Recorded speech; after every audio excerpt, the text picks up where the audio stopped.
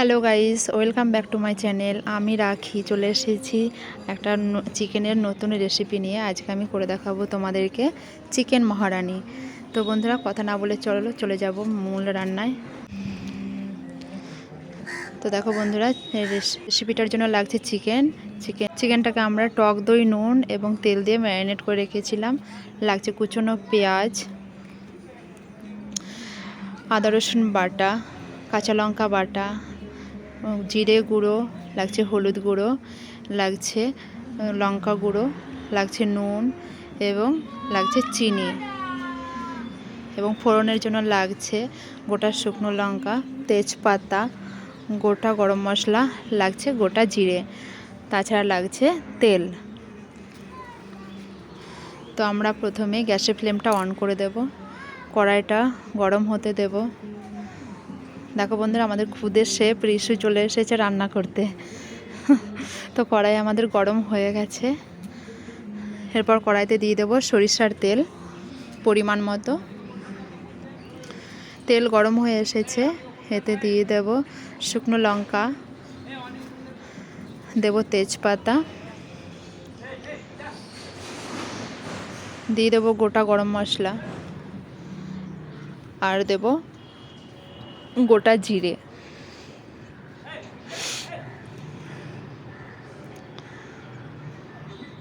ভালো করে নেড়ে চেড়ে এতে দিয়ে দেব কুচনো পেঁয়াজ। একটু নেড়ে চেড়ে এতে দিয়ে দেব সামান্য পরিমাণ নুন এবং দেব চিনি, দিয়ে ভালো করে পেঁয়াজটাকে নাড়তে দেব। দেখো বন্ধুরা, আমাদের খুদের শেফ রান্না করতে চলে এসেছে। তো পেঁয়াজটাকে এখন নেড়েই চলেছে। তো দেখো বন্ধুরা, আমাদের পেঁয়াজের কালার চেঞ্জ হয়ে গেছে। এ সময় দিয়ে দেবো আমরা আদা রসুন বাটা।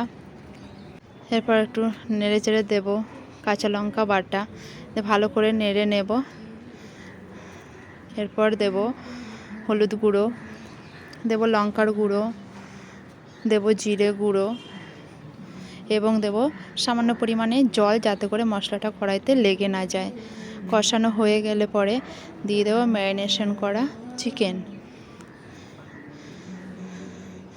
তারপর ভালো করে নাড়াচাড়া করতে থাকবো, যাতে করে চিকেনে মশলাটা ঢুকে যায়।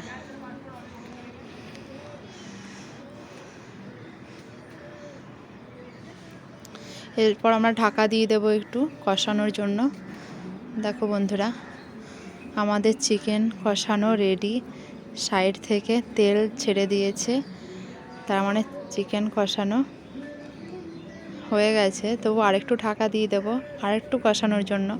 দেখো বন্ধুরা, এখন কিন্তু তেলটা খুব সুন্দর ছেড়েছে। তো এ সময় আমরা এতে অ্যাড করব পরিমাণ মতন জল।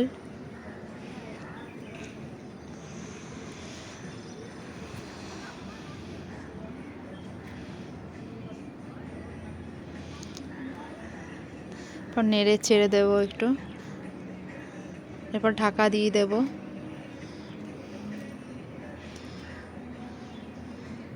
এরপর ঢাকনাটা খুলে আর একটু নেড়ে চেড়ে দেব।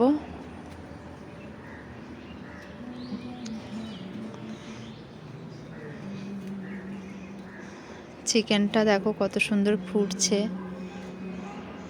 এবার আবার একটু আমরা ঢাকা দিয়ে দেব 10 মিনিটের জন্য। ফিরে এলাম 10 মিনিটের পর, ঢাকনাটা খুলে দিলাম। দেখো বন্ধুরা, চিকেনটা কিন্তু ফুটেছে। চিকেন মহারানি কিন্তু প্রায় রেডি। এরপর দিয়ে দিলাম আমরা উপর থেকে গরম মশলার গুঁড়ো এবং দেব একটু ধনে পাতা কুচি, দিয়ে একটু নেড়ে চেড়ে নেব। এভাবে তৈরি হয়ে গেল আমাদের চিকেন মহারানি রেসিপি। তো এরপর চিকেনটা আমরা একটা পাত্রে ঢেলে নেব।